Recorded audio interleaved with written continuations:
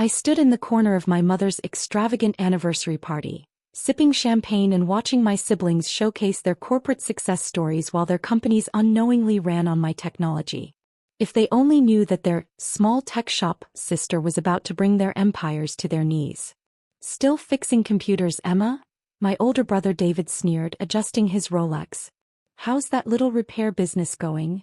I smiled, thinking about the quantum encryption algorithm my company had just patented, the one his bank's entire security system depended on. Oh, keeping busy. You should really consider a real career, my sister Jennifer chimed in. Morgan Stanley is always hiring IT support staff. The irony was delicious. Jennifer's division at Morgan Stanley was currently testing my company's new trading platform. They just didn't know it was mine. Like everyone else, they dealt with Atlas Technologies, not knowing its reclusive founder was their failure sister. Speaking of careers, my father boomed. David's bank just upgraded their entire security infrastructure. State-of-the-art stuff. Really? I asked innocently. Which system? The Quantum Shield platform, David bragged. Most advanced encryption in the banking sector. Cost us $50 million to implement. I took another sip of champagne to hide my smirk. They'd actually paid $70 million and every dollar had gone to my company. And Jennifer's team is launching that new trading algorithm next week, my mother added proudly. What was it called, dear? Project Mercury, Jennifer said smugly. Going to revolutionize the industry. I checked my phone where a message from my CTO waited. Final tests confirm Mercury platform vulnerability. Ready to proceed. Remember when Emma wanted to start a tech company? My youngest brother Michael laughed. Thank God the family didn't invest. What a waste that would have been. 5 years ago I'd asked them to invest in my startup. They'd laughed me out of the room. Now Atlas Technologies was worth billions and they were all unknowingly my biggest clients. How's that going, by the way? David asked with fake concern. Still working out of that little shop downtown? That little shop was actually a front. My real office occupied the top 5 floors of the city's most advanced tech hub. But they'd never bothered to visit either location. It pays the bills, I said quietly. Bills for what? That tiny apartment and beat-up car. Jennifer snickered. Meanwhile, I just bought a summer house in the Hamptons. My phone buzzed again. A message from my executive assistant. White House cybersecurity meeting confirmed for tomorrow. They want to discuss national implementation. Emma, my father sighed, we just want you to succeed. Look at your siblings, corporate leadership, million-dollar bonuses, real achievements.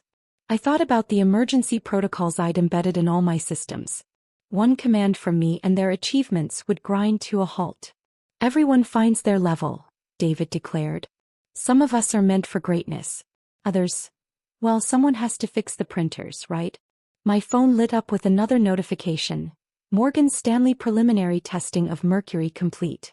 Vulnerability confirmation requested. Tell me, Jennifer, I said casually, how's the Mercury testing going? She frowned. How do you know about that? It's classified information. Oh, tech people talk. Well, it's revolutionary, she boasted. Going to put me in line for CEO. I thought about the hidden flaw my team had discovered in their testing.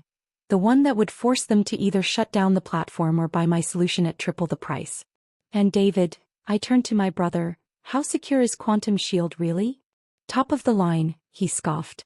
Military-grade encryption. Not that you'd understand the technology. Try me.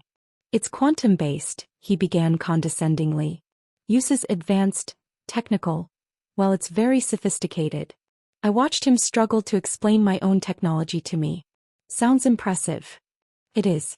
Unlike some people, we deal with serious technology. Not just laptop repairs and virus scans. My phone buzzed one last time. All systems ready for demonstration. Awaiting your command. I typed back a single word. Tomorrow. The timing would be perfect. When their systems failed spectacularly during Monday trading, they'd discover that only one company had the solution. Atlas Technologies. And when they finally met the mysterious founder they'd been trying to reach for years, they'd learn what their small tech shop sister had really built. Excuse me, I said, finishing my champagne. I have some work to do. What, someone's printer jam? Michael laughed. Something like that. I stepped out of the party thinking about tomorrow's headlines. About how their mockery would turn to desperate pleas when they realized who actually controlled their technological destiny. Sometimes the best revenge isn't proving people wrong. It's letting them discover just how right you've been all along. And tomorrow, they'd discover exactly what their tiny sister's business could do. Monday morning, 9:27 a.m. I sat in my real office, surrounded by wall-to-wall screens displaying real-time data from financial institutions worldwide. The Atlas Technologies Command Center hummed with power, staffed by some of the brightest minds in quantum computing. Quantum Shield vulnerability scan complete, my AI system Atlas announced. All targeted institutions showing critical exposure. Project Mercury status? I asked, watching the pre-market trading numbers climb. Morgan Stanley's system is primed for failure at precisely 9:30 a.m. as designed. I smiled, adjusting my Bottega Veneta blazer, the one Jennifer had dismissed as discount store at yesterday's party. The irony of wearing a $4,000 blazer while they mocked my poverty wasn't lost on me. Ms. Chen, my executive assistant appeared. Your brother David is in the lobby of his bank, demanding to speak with Atlas Technologies' emergency response team.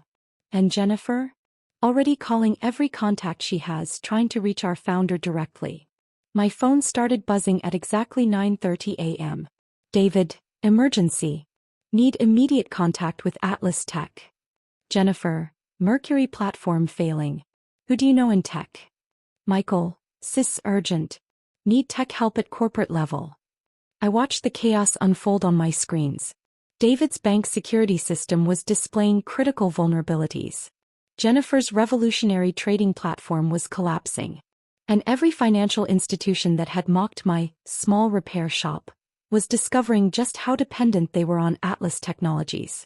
Atlas, initiate protocol Omega. The AI executed my commands and the screens filled with cascading failure reports.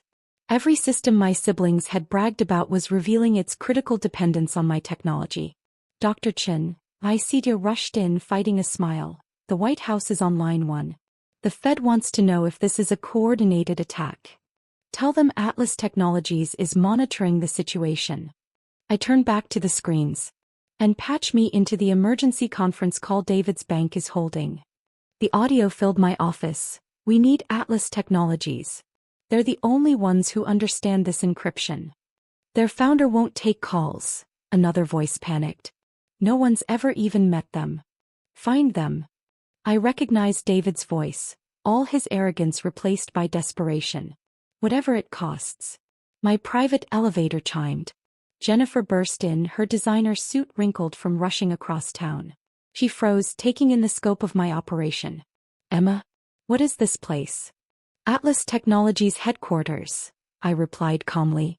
Welcome to my small repair shop.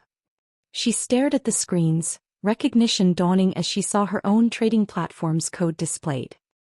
You're Atlas? Surprised. But you fix computers. No, Jennifer. I build the systems that run the world's computers.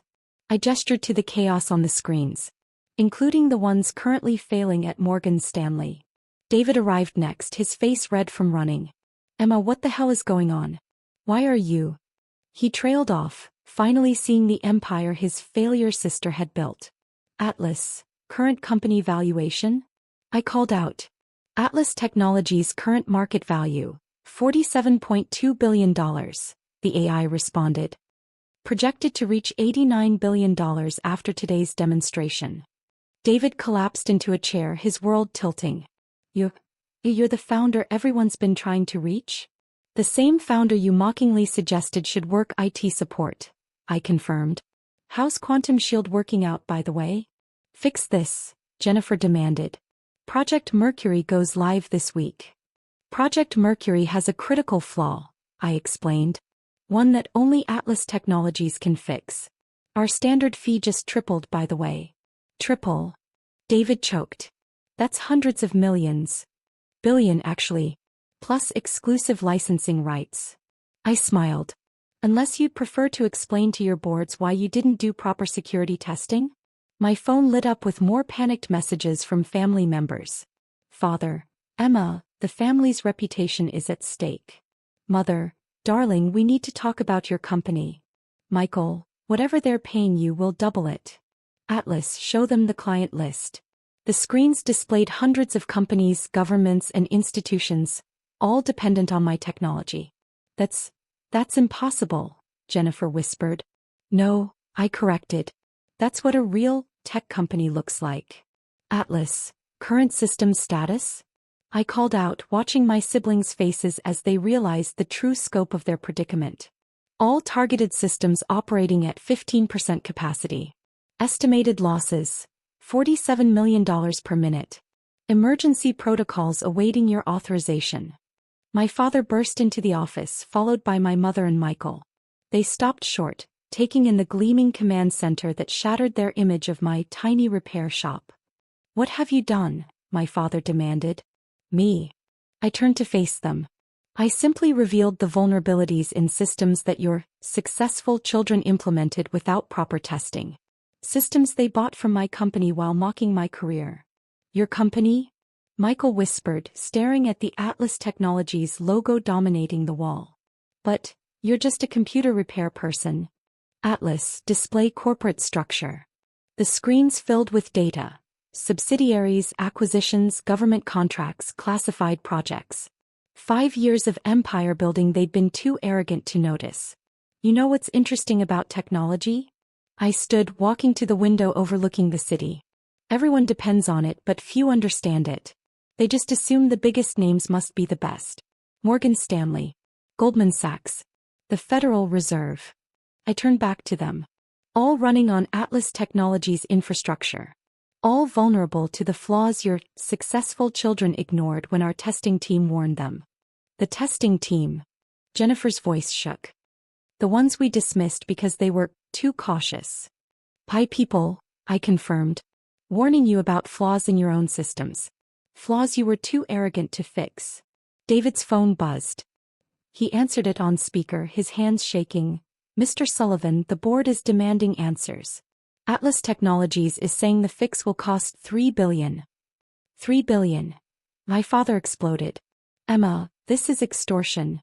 No, this is business. I smiled. Isn't that what you taught us? Find leverage and use it? The screens showed more institutions falling into crisis. Banks, trading firms, government agencies, all discovering their dependence on the technology they'd mocked. Atlas, show them Project Omega. A new display appeared. A quantum computing breakthrough that would revolutionize the industry. Patent pending, exclusively owned by Atlas Technologies. That's impossible, Michael breathed. That's decades ahead of current technology. Remember when I tried to explain it at Christmas? I asked. You said I should stick to virus scans because real technology was beyond my level. Jennifer's phone lit up with alerts.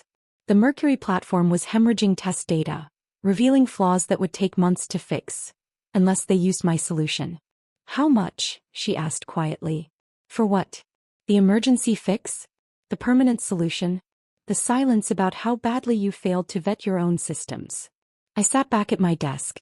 Let's discuss terms. Terms. David's voice cracked. We're family. Family. I laughed. Like when you told the board not to waste time meeting with small tech vendors last year. That board meeting I was actually attending as Atlas Technologies founder. The memory hit him. He'd walked right past me in the waiting room, too important to acknowledge the repair shop girl. Or perhaps, I continued, like last month when Jennifer's team rejected Atlas's security recommendations because, quote, what would a basic tech service know about high-level trading? Jennifer paled. That memo, it went to Atlas Technologies? It came to me personally, along with every other dismissive comment, every mockery of my tiny business. I pressed a button and their own emails appeared on screen. Years of condescension documented in their own words. Emma, my mother tried, surely we can handle this as a family. Like you handled my career choices as a family. Atlas, show them the investment proposal from 5 years ago. The screens displayed my original business plan, the one they'd laughed at during family dinner. The projected valuations, market analysis, technological breakthroughs. All exactly as I'd predicted. Current value of requested investment if accepted. $2.7 billion, Atlas announced. My father sank into a chair. We didn't know. No, you assumed.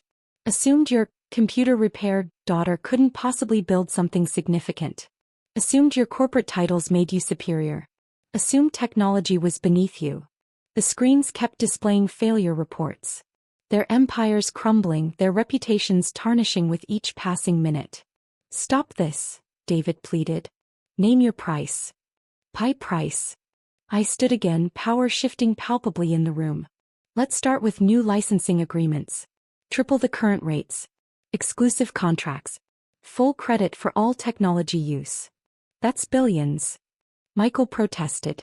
Then there's the board seats your company's promise to Atlas Technologies founder. I smiled. Time to finally meet her, don't you think? Jennifer's phone buzzed again, her CO demanding answers. David's board was threatening termination.